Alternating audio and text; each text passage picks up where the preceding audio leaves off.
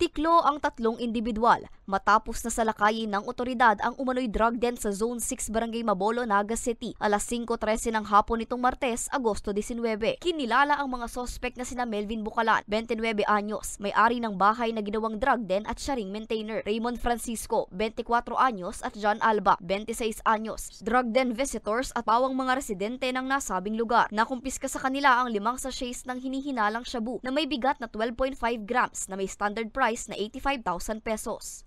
August 19 is nakapag-transact yung ating future buyer dito sa subject ng nasalaga po ng 4,500 na illegal drug or kalahating bulto po ng shabu, at doon po na isagawa natin yung ating entrapment operation, yung ating buyback operation dito sa subject.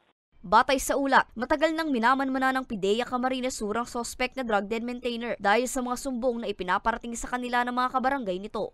So atin po itong pinamonitor sa tropa, and during the casing and surveillance was firmly confirmed. Tama po yung informasyon na pinaabot sa atin ng ating mga concerned citizen na ayaw na rin ng problema ng illegal droga doon sa kanilang lugar, na in fact itong subject is involved talaga sa illegal drug activity. At hindi lang po yun, engaged pa siya sa pagpagamit ng kanyang lugar sa kanyang parokyano sa area na yun. Nung nakita natin na totoo yung informasyon na pinarating sa atin, agad natin itong inaksyonan para naman po maproteksyonan natin yung ating mga mabayan doon laban sa masamang epekto ng illegal na droga at maisaayos yung peace and order doon sa lugar.